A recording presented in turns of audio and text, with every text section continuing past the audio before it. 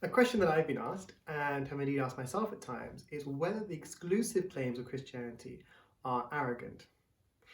Now, this is such an important question for our times because in the globalized world in which we live, and especially I think in cosmopolitan cities like London, we are so aware of diversity and difference with regards to culture, ethnicity, and indeed religion. But more than being just aware, we quite rightly want to respect diversity and difference. I think this is particularly true in the West given our imperial history.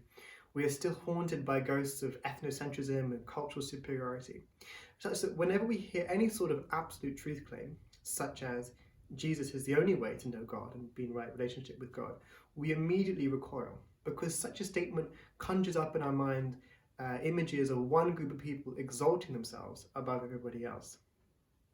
Now, this question of the arrogance of the Christian claim was one that I wrestled with, particularly in my later teens, as I was coming to terms with my ethnic identity of being a part Jamaican, part Indian heritage. And I would ask myself, well, by being a Christian, was I not conforming to the white man's religion that had been imposed upon me by my ancestors? But I soon came to realize actually the claims of Christianity do not belong to the white man. Indeed, there are far more black and brown women in the world today who choose to follow Jesus than there are white men. But that's not to say either that Christianity has become the religion of women of colour, or that the claims of Christianity belong to any particular group of Christians for that matter. For who is it really who makes the exclusive claims of Christianity? It is not Christians, it is Jesus himself.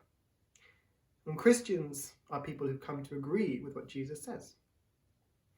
So if you, like I used to, feel that the claims of Christianity are arrogant, I would encourage you just for one moment to set to one side history of European colonialism, or the political power of the Catholic Church, or the patriarchy, or any other power structure that you've come to associate with Christianity. Set that to one side for one moment and just focus, narrow down and zoom in onto the historical person of Jesus. Engage with him and see for yourself what he says about himself. Things like a statement recorded by John, who knew Jesus and wrote a book about his life, and who records in chapter 14, verse 6 of his book, Jesus saying, "I am the way, the truth, and the life. Nobody comes to the Father," meaning God, "except through me." Now, that is an exclusive claim. It's a pretty outrageous claim.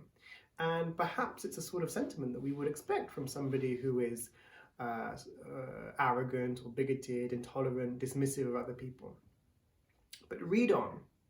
Read the other things that Jesus says about himself, about his mission, what he thought he was about his death. Read about how Jesus treats other people, particularly the vulnerable members of society. How did he treat women? How did he treat the poor? How did he treat those who were condemned as immoral? How does Jesus treat the elites? How did he treat the greedy and the self-righteous moral leaders of his day? Read on for yourself in the historical accounts that we have of Jesus' life and come to your own conclusions about whether you think he was an arrogant or bigoted or disrespectful person. Now, if Jesus really did say things like, "I am the way, the truth, and the life, nobody comes to the Father except through me," and there are good reasons for trusting the historical documents that we have of Jesus' life, but that's a question for another time.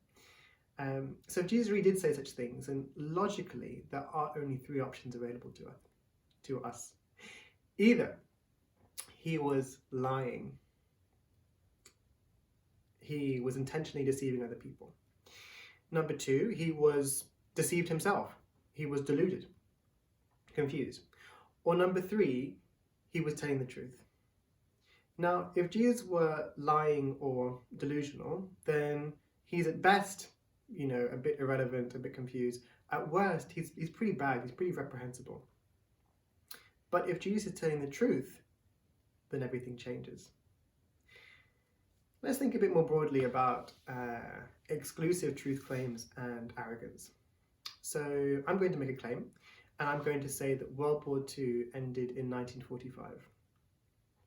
Now, that is an exclusive claim because it presupposes that anybody else who might say that World War II ended in 1944 or 1955 is wrong. But just because it's exclusive does that make the claim arrogant? Should one be considered to be arrogant or bigoted or intolerant for holding such a view or stating such an opinion? Well, I think most people would say no, because they realize actually asking whether or not the claim is arrogant is the wrong question. Far more important is asking, is the claim true? And I think the same applies to the claims of Jesus. Far more important than asking whether or not they are arrogant is asking, well, are there any good reasons for thinking that these claims are true? And notice also with the World War II example. So by saying that I believe that I think World War II ended in 1945, that truth or that claim in no way belongs to me or belongs to my people group or to my culture. It's a universal truth that exists and that I've chosen to acknowledge based upon the evidence available to me.